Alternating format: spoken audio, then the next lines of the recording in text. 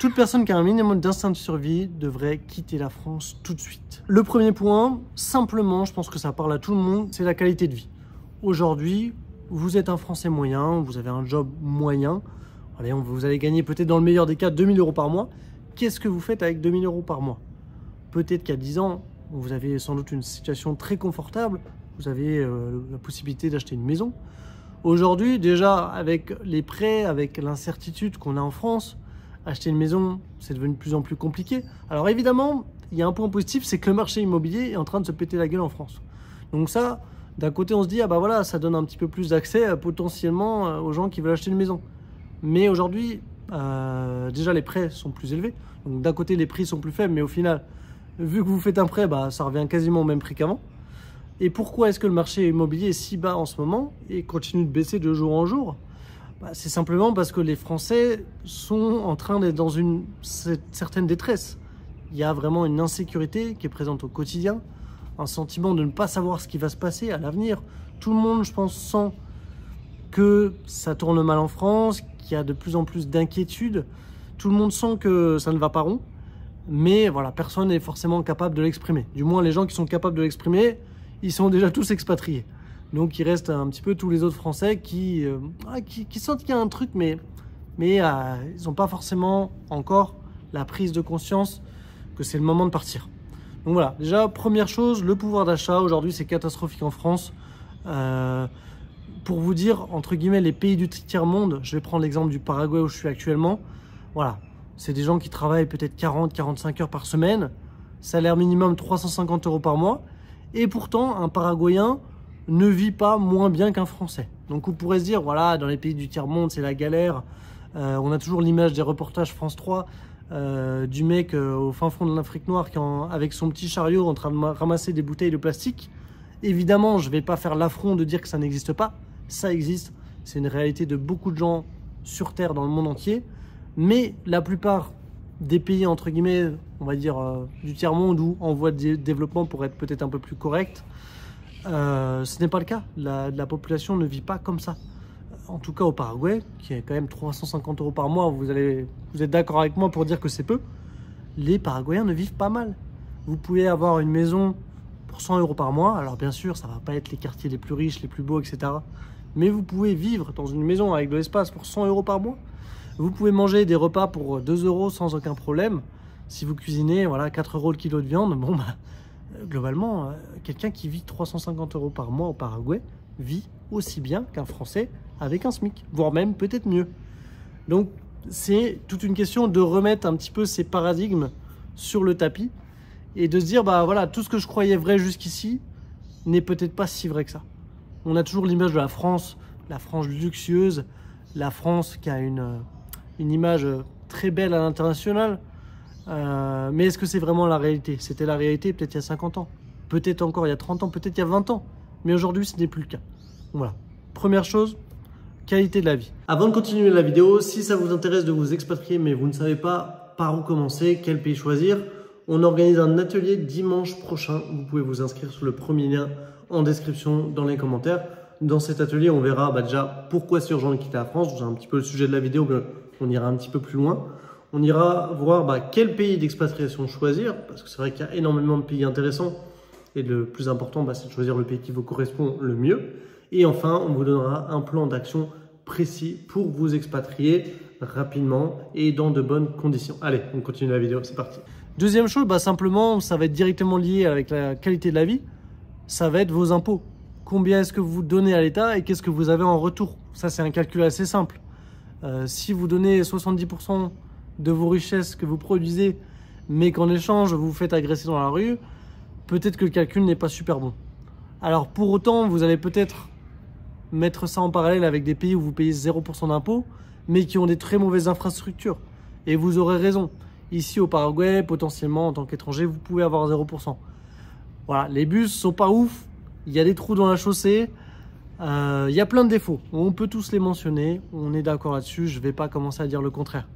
Mais pour autant, est-ce que pour le service que vous avez en France, ça mérite de donner 70% de la richesse que vous créez? Si vous êtes salarié, c'est vrai que c'est pas exactement pareil. Parce que vous n'allez pas donner 70%. Vous allez avoir un salaire qui tombe tous les mois, vous allez avoir une sécurité. Et au final, selon votre tranche d'imposition, vous serez peut-être à 20 ou 30%. Donc voilà, en tant que salarié, peut-être que c'est un deal qui est un petit peu plus honnête. Mais en tant qu'entrepreneur, si vous créez vous-même propre richesse, si vous aidez simplement le pays à se développer, parce qu'au final, c'est ça l'entrepreneur. Créer un projet, on paye énormément de taxes, de cotisations sociales, on crée de l'emploi. Et au final, comment nous remercie le pays? Être entrepreneur en France, moi je peux vous parler de mon expérience.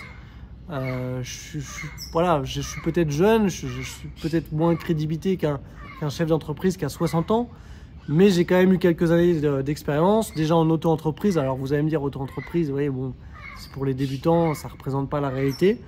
Vous aurez peut-être partiellement raison, mais j'ai également eu une société avec plusieurs employés.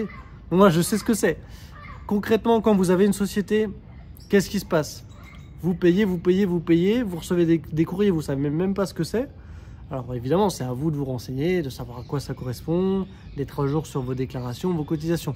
Donc déjà, c'est une charge de travail très importante, une lourdeur administrative qui fait mal à la tête. Moi, je l'ai vécu, honnêtement. Je pense que l'administratif, ça plaît à quasiment personne. De base, voilà, personne se dit, voilà, l'administratif, c'est le boulot de mes rêves. Et pourtant, aujourd'hui, au Paraguay, j'ai de l'administratif également, mais moi ça me plaît, ça me dérange pas de faire mes déclarations, c'est pas si compliqué, c'est plutôt bien fait.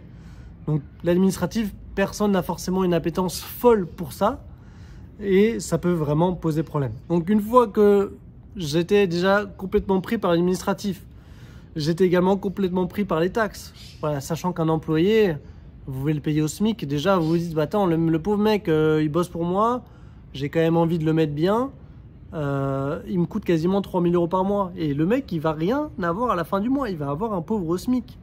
Donc si vous vous dites, allez, je suis sympa, j'essaie de lui donner 300 € de plus, vous allez quasiment arriver à 4 000, toutes charges comprises.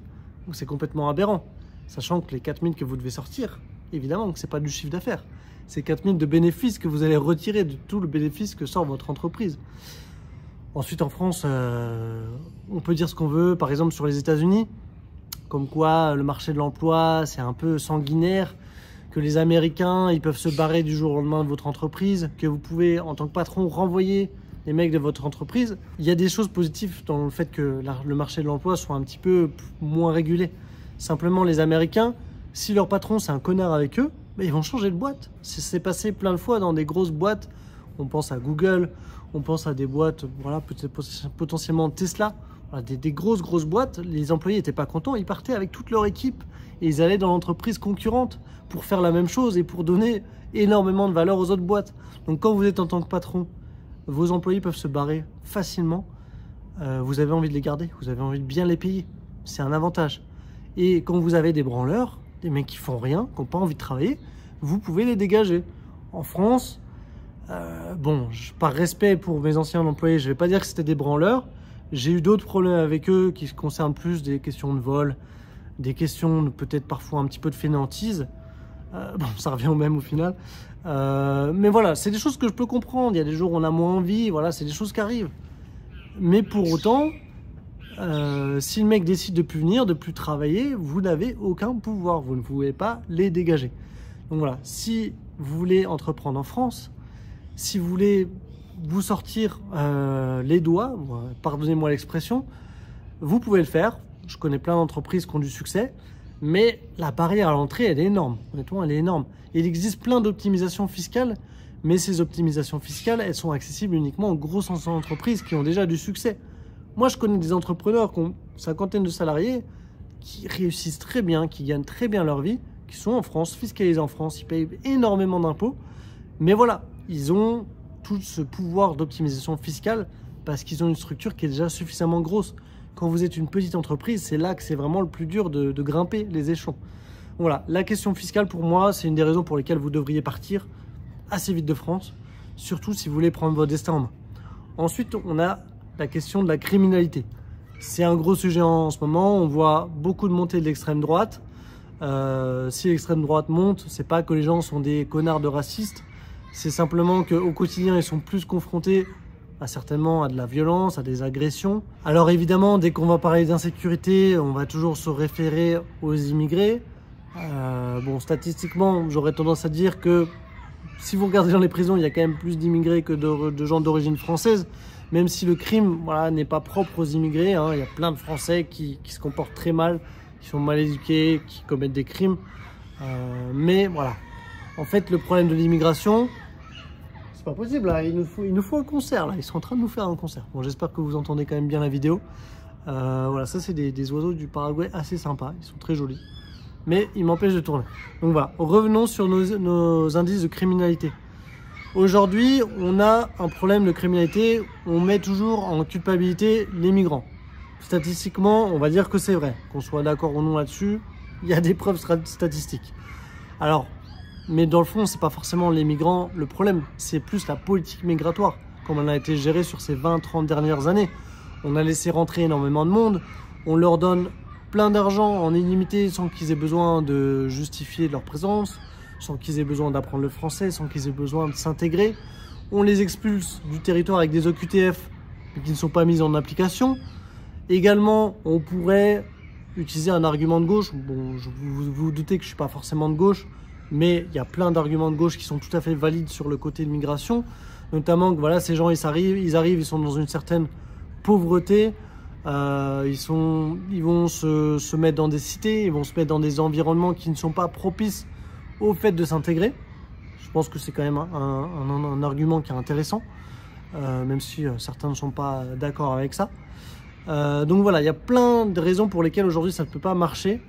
Moi je vois des choses en France aujourd'hui, c'est aberrant. Une fille ne peut pas se balader seule le soir.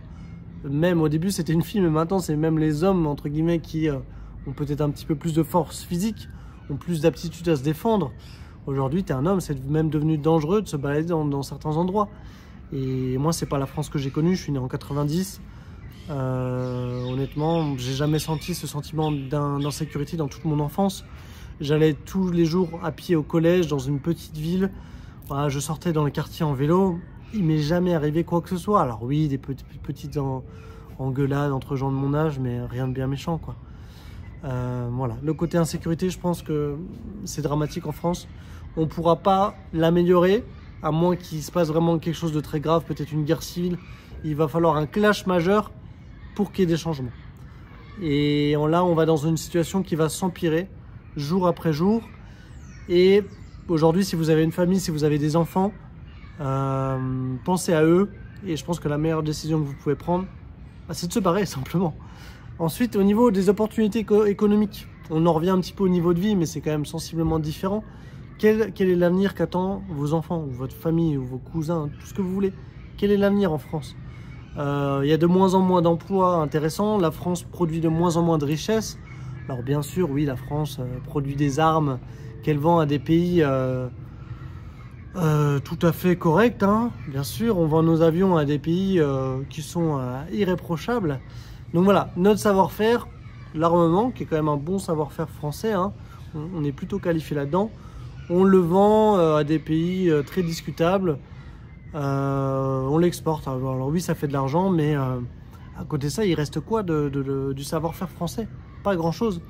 Pas grand-chose, on est en pleine décadence. Et quand on voit le système éducatif en France, on se rend compte qu'il n'y a plus rien qui va. Alors, il y a le problème du téléphone, évidemment. Ça, c'est plus un problème sociétal qui est présent dans le monde entier. Les enfants ont des téléphones, ils ont perdu de l'attention avec les réseaux sociaux. C'est une chose, on ne va pas pouvoir forcément changer de manière simple.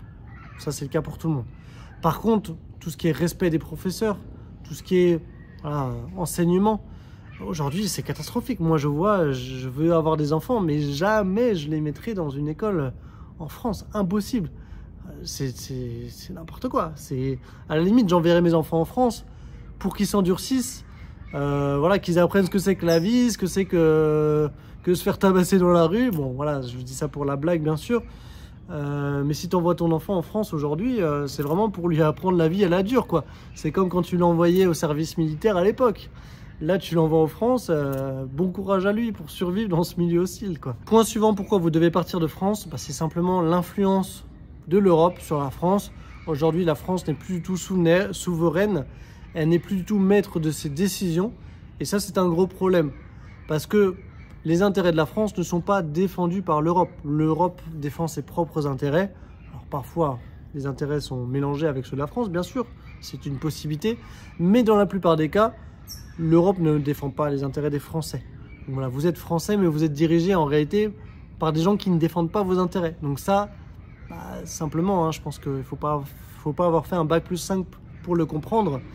Quand la personne qui défend vos intérêts ne défend pas vos intérêts, on est quand même sur un problème assez profond. On le voit récemment avec Barnier qui arrive au pouvoir en tant que Premier ministre. Barnier, voilà, on en pense qu'on en veut. Vous pouvez être du parti politique que vous voulez. Est-ce qu'il défend les intérêts de la France ou de l'Europe? La question est vite répondue. Barnier défend les intérêts de l'Europe. Et les intérêts de l'Europe, ce n'est pas bon du tout. On voit que ça va clairement dans le mauvais sens. Et pour terminer sur une note peut-être un petit peu plus philosophique, une note un peu plus légère, simplement on peut constater que dans le monde, on a des pays riches, on a des pays pauvres, on a des pays entre les deux en voie de développement. Et en fait, les pays riches en général, c'est quand même des cycles. On a des cycles où les pays sont à leur apogée. Et puis on a des cycles où les pays chutent. Alors, est-ce que finalement, c'est pas le destin de la France que de chuter pour mieux se relever plus tard? Est-ce que c'est pas l'ordre des choses? Voilà, on est sur une question un peu plus philosophique. Mais si on regarde l'histoire, on va remonter peut-être sur 2000 ans.